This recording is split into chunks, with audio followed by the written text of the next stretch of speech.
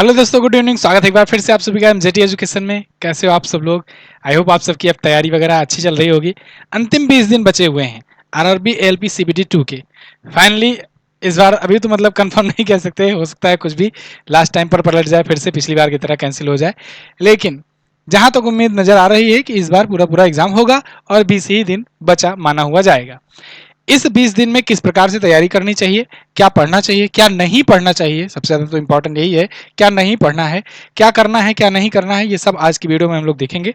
वैसे तो मैं इस टाइप की वीडियो बहुत ज़्यादा बनाता नहीं हूँ, लेकिन जब ज़रूरत पड़ती है, आप लोग की डिमांड बहुत ज़्यादा आ जाती है, तब बीच बीच में 10वें दिन, 5वें दिन, 15वें दिन एक आध वीडियो ऐसी ला करके आपको थोड़ा सा गाइड करने का प्रयास करता हूँ।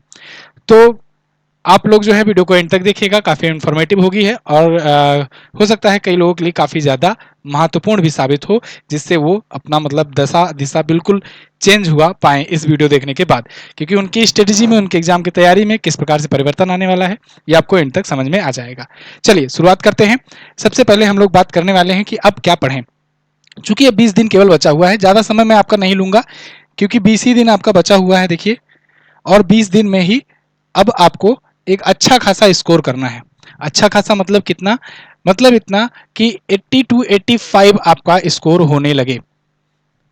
इससे नीचे मत सोचिएगा, इससे नीचे का मत टारगेट बनाइएगा। इतना आप स्कोर करने लगे। स्कोर की बात मैं कर रहा हूं, अटेम्प्ट की नहीं। अटेम्प्ट 90 प्लस कीजिए या फिर 90 तक पहुंचिए एटलीस्ट, है ना। इतना अगर आप करोगे, 2-4 नंबर नॉर्मलाइजेशन में बढ़ जाएगा, तो आप जो है सिलेक्शन एकदम गारंटी के साथ समझिए कि होना है। ठीक है। पार्ट बी का वैसे भी केवल क्वालिफाइंग नेचर है, उस पर भी हम लोग आएंगे कि उसको कैसे क्वालिफाई करना है, लास्ट टाइम पर क्या करना है, इस सब पर हम लोग बात करेंगे। क्या पढ़ें? तो देखिए, आप जब भी पढ़ते होगे ना, कोई रफ कॉपी लेकर के पढ़ते होगे, नहीं पढ़ते होगे तो पढ़ना शुरू कर दो रफ कॉपी लेकर के, या कोई भी ऐसा नोट्स लेकर के जिसमें आप कुछ चीज़ें जो आपको भूलने वाली रहती हैं या लगता है कि इसको एक बार दोबारा देखना चाहिए, उसको लिखते होगे, नोट डाउन करते होगे। ठीक है। नहीं करते होगे तो करना, और अगर करते आए हुए हो तो एक काम ये करना कि लास्ट टाइम पे अब उसी को बार बार पलट कर देखो।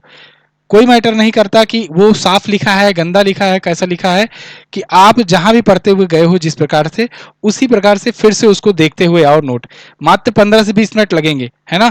जितना भी आप पढ़े हुए होगे 15 से 20 मिनट लगेंगे, उसको फिर से देख डालो। जब भी दिन भर की पढ़ाई करो, शाम को एक बार 15 मिनट 20 मिनट देकर के उसको देख डालो, सुबह से हमने क्या क्या पढ़ा, कैसे कैसे पढ़ा, क्या क्या उसमें परिवर्तन आ रहे थे। ठीक है। दूसरा चीज ये करना है कि जो जो चीजें आप अभी तक, जो जो टॉपिक कवर कर लिए हो, जो जो टॉपिक्स पर पढ़ाई कर लिए हो, उसको ही अब रिवाइज करना शुरू कर दो। कुछ भी नया ना पढ़ो। ठीक है। अगला पॉइंट हमारा यही होने वाला है, कोई भी नया चीज कोशिश करो ना पढ़ो। हाँ, अगर आप बहुत टैलेंटेड हो और अभी तक नहीं पढ़ रहे थे और किसी कारणवश और आप पढ़ाई में जुटे हुए हो, आपका अभी बहुत कुछ बाकी है, तब आप भले ही कुछ नया चीज पढ़ो। लेकिन अगर आप लंबे समय से तैयारी करते हुए आए हो, लगभग एक बार कवरेज हो गया है, लेकिन कई दिन हो गए हैं कुछ नए टॉपिक नहीं पढ़े हुए हो, तो आप नया ना पढ़ो बिल्कुल। आप जो पुराना पढ़ते हुए आए हो वही करो, क्योंकि जब अगर आपने कभी भी मान लो एक बार कुछ चीजें पढ़ी रही होंगी, वो रिकॉल हो जाएगा उस टाइम पर, लेकिन जितना आपको आता है वो आपका पुख्ता हो जाएगा। इसी पर सेफ्टी लाओ, इसी पर कोशिश करो कि गारंटी आ जाए। गारंटी कैसे आएगा? तो देखिए, जो भी चीजें आप पढ़े होंगे, जब उसको आप प्रैक्टिस सेट सॉल्व करोगे, तो अगर वो क्वेश्चंस आएगा उससे रिलेटेड और आप उसको अटेम्प्ट कर पा रहे हो, तब तो समझो आपका वो पक्का हो गया है और आपको अच्छे से तैयार हो गया है। किसी भी प्रकार के प्रैक्टिस में देते हो और किसी भी प्रकार से क्वेश्चन घुमाकर पूछता है उस टॉपिक से और कर ले जाते हो तो ठीक है। इसमें बेसिक साइंस एंड इंजीनियरिंग हो गया, टेक्निकल ड्राइंग वगैरह हो गया, इस सबके पोर्शन की मैं खास तौर से बात कर रहा हूँ, क्योंकि इनके क्वेश्चंस कई बार घुमा घुमा करके पूछता है। ठीक है। टेक्निकल ड्राइंग से क्वेश्चन हो गया। ठीक है। ये सब अगर कई बार घुमा घुमा करके अगर पूछता है, तब भी अगर आप कर ले जा रहे हो, यानी आपकी अच्छी खासी प्रैक्टिस हुई है। अगर आपकी प्रैक्टिस अभी बाकी है तो आप प्रैक्टिस करो। ठीक है। और इससे स्कोर बढ़ाने की कोशिश करो। तो कुल मिलाकर के यही, जो भी चीजें आप पढ़ करके आए हो उसका आप रिवीजन स्टार्ट कर दो। 20 दिन बाकी हुई हैं। अब 20 दिन में ना आपको जितने भी सब्जेक्ट्स हैं उनको सेगमेंट में बांट लो। सेगमेंट में बांट लो कि जैसे 2 दिन में हमें ये कवर करना है, 2 दिन में ये, 2 दिन में वो। कवर मतलब कि रिवीजन वाला कवर। ठीक है। नया चैप्टर नहीं। और आगे आगे के 5 से 7 दिनों के अंदर अंदर सब कुछ रिवाइज कर डालो। ये मत सोचो कि 20 दिन है तो 20 दिन तक हम रिवीजन करेंगे या अंतिम 5 दिन में रिवीजन करेंगे। अंतिम 5 दिन तो बिल्कुल मत सोचो कि रिवीजन करना है या कुछ भी करना है, प्रैक्टिस सेट देना है, कुछ भी। अंतिम 5 दिन को आप ना मानकर चलो, ना मानकर चलो, मेरी बात अगर मानो तो अंतिम 5 दिन को बिल्कुल अभी छोड़ दो। क्यों मैं ऐसा कह रहा हूं? अभी आप ये 20 दिन में 15 दिन मान करके चलो और उसके बाद शुरू के 5 दिन में या 6 दिन में रिवीजन पूरा कर डालो। इसके जस्ट अगले 10 दिन में आप केवल प्रैक्टिस करो, प्रैक्टिस सेट दो। ये लास्ट का 5 दिन मैं इसलिए कह रहा हूं ना छोड़ देने को, क्योंकि जब आप ये 5 से 6 दिन का टारगेट बनाओगे ना, तो आपको नजर आएगा कि जब आप करने बैठे तो लेकिन पहुंच गया ये 7 से 8 दिन, या फिर प्रैक्टिस करने बैठे तो जो भी प्रैक्टिस सेट लिए या फिर प्रैक्टिस की बुक लिए वो भी करने बैठे तो लेकिन करते करते बीत गया वो 11 दिन या 12 दिन आ गया। तो एक दो दिन तो वैसे ही मानव का नेचर है कि एक दो दिन लेट हो ही जाता है जो भी टारगेट बनाते हो। तो इसलिए लास्ट का 5 दिन का कुछ बनाओ हिम्मत। आप अभी से ही अपनी रफ्तार को बढ़ा दो, इतना बढ़ा दो कि आपका 5 दिन पहले ही सब कुछ बिल्कुल रेडी हो जाए, आपको लगे कि हाँ आप 5 दिन पहले ही बिल्कुल बिल्कुल तैयार हैं जो इतना स्कोर कर ले जा रहे हैं, अब कभी भी हो जाए। इस हिसाब से लेकर के चलो। और प्रैक्टिस जिनको करना है टेक्स्ट बुक का मॉक टेस्ट ले सकते हैं। जैसा कि आप जानते हो हर प्रकार के मॉक टेस्ट वगैरह इसमें प्रीवियस ईयर क्वेश्चन के साथ मिल जाएंगे। प्रीवियस ईयर के क्वेश्चंस अगर नहीं सॉल्व किए तो उसको भी सॉल्व करो, एक आइडिया लगेगा आपको कि प्रीवियस ईयर में कैसे पूछा गया था, किस लेवल में था और हम उसको मैच कर रहे हैं कि नहीं।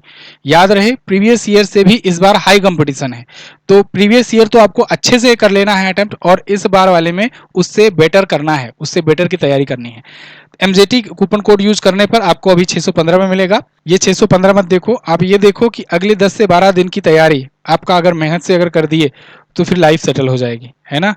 एएलपी एक ऐसी जॉब है जिसमें आप अपनी क्षमता के अनुसार सैलरी बढ़ा सकते हो हर महीने की। मतलब ऐसा नहीं है कि आपका फिक्स सैलरी मिलेगा, ये मैं किसी और दिन आपको समझाऊंगा, है ना। इसमें काम के बेसिस पर भी पैसा मिलता है, तो आप लाख प्लस भी सैलरी पा सकते हो। मतलब एक सीजीएल वाला उतना नहीं कमाएगा जितना आप एएलपी में रह करके कमा सकते हो, और जेई वाला भी उतना नहीं कमाएगा जितना आप एएलपी में कमा सकते हो अगर आप चाहो तो। बस आपको मेहनत उस हिसाब से करनी होगी। तो बेसिक मिलता ही है, सब कुछ मिलता ही है, उसके बाद और भी आप बढ़ा सकते हो। तो इसलिए इस मोटिवेशन को लेकर चलो और ये सोच कर चलो कि भाई अब इसमें इस बार तो सिलेक्शन लेना ही लेना है ना। अब बात करते हैं टेक्निकल पार्ट की, यानी पार्ट बी की। तो पार्ट बी की जैसा कि आप जानते हो कि आपको 75 में से क्वालिफाई करना है केवल, है ना। क्वालिफाई करना है तो आपको 30 नंबर के आसपास आना चाहिए। कोशिश करो आपकी 35 तक पहुंचे, टारगेट आपका बना करके चलो। लेकिन ये 35 लाएं कैसे? 35 लाने के लिए देखिए सबसे बढ़िया तरीका ये है कि जो प्रीवियस ईयर के क्वेश्चंस पेपर हैं उनको सॉल्व करो। प्रीवियस ईयर में भी कई सेट में हुए थे, कई शिफ्ट में हुए थे एग्जाम, उनको सॉल्व करो और देखो कि किस सब्जेक्ट से कितना वेटेज था।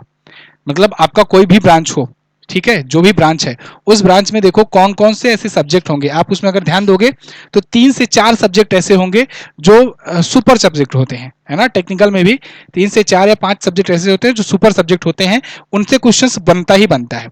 जैसे मैं इलेक्ट्रॉनिक्स की अगर बात करूं, क्योंकि हमारा क्षेत्र इलेक्ट्रॉनिक्स था, तो इलेक्ट्रॉनिक्स में जैसे आपका बेसिक इलेक्ट्रॉनिक्स हो गया, ईडीसी हो गया, कम्युनिकेशन हो गया, मेजरमेंट हो गया और डिजिटल हो गया। ये 5 पकड़कर चलो, 5 पर बिल्कुल कमांड बना लो। ये कमांड इतनी होनी चाहिए कि इन 5 से अगर कोई सा भी क्वेश्चन पूछा जाए तो आपका छूटे ना। ये 5 पर अगर कमांड बनाए रहोगे आराम से आपका निकल जाएगा, बिल्कुल आराम से निकल जाएगा, कोई भी रोक नहीं सकता है। और इन 5 में भी जब आप पढ़ने बैठोगे वही हाल है कि नदी में उतरे ही नहीं, पहले ही से बोल दोगे कि नदी कितनी गहरी है, तो आप कभी नहीं पार कर पाओगे। जब आप इसको पढ़ना शुरू करोगे ना, जो मैं 5 सब्जेक्ट बोल रहा हूं, जब शुरू करोगे तो उसमें भी आपको नजर आ जाएगा कि भाई कौन से चैप्टर ऐसे हैं जहां से ज्यादा क्वेश्चंस पूछे जाते हैं। इन 5 सब्जेक्ट में भी कोई सब्जेक्ट उठाओगे तो उसमें भी कुछ चैप्टर ऐसे होंगे जो सुपर चैप्टर होंगे। उन सुपर चैप्टर्स को पकड़ो जिनका वेटेज ज्यादा, जहां से ज्यादा क्वेश्चंस बनते हैं। वो कैसे पता लगेगा? प्रीवियस ईयर से, ठीक है, प्रीवियस ईयर से या फिर प्रैक्टिस सेट से। प्रैक्टिस सेट, प्रीवियस ईयर, ये सब लगा करके आप देखो कहां से क्वेश्चंस ज्यादा बन रहे हैं, उनको नोट डाउन करो। लास्ट 20 दिन में यही आपका स्ट्रेटजी काम आएगा, स्कोर बढ़ाने में मदद करेगा। याद रहे आप पीछे कितना भी पढ़े हो, पीछे 5 साल से पढ़ रहे हो, 7 साल से पढ़ रहे हो, 10 साल से पढ़ रहे हो, कोई मैटर नहीं करता। लास्ट के 20 दिन आप किस हिसाब से पढ़ते हो ये मैटर करता है। लास्ट के 20 दिन आप झोंक दो पूरा अपने आप को, और अच्छे तरीके से, जैसे मैं बता रहा हूं कि जिसमें वेटेज ज्यादा हो उस पर ज्यादा फोकस करो कि कहाँ से क्वेश्चन ज्यादा बन रहे हैं, उस चैप्टर पर कमांड बना लो। ये 5 सब्जेक्ट अगर तैयार कर लिए, 5 सुपर सब्जेक्ट अपने, जो भी आपका ब्रांच हो, सिविल हो, मैकेनिकल हो, इलेक्ट्रिकल हो, इलेक्ट्रॉनिक्स हो, जो भी ब्रांच हो, अगर 5 पर कमांड बना लिए तो आपको सिलेक्शन से कोई रोक नहीं सकता। ये क्वालिफाई हो जाएगा बड़े आराम से, है ना। और बाकी आप जो पार्ट ए है उसमें तो आपको स्कोर करना है। मैथ रीजनिंग तो आपको बिल्कुल नहीं गलत होना चाहिए।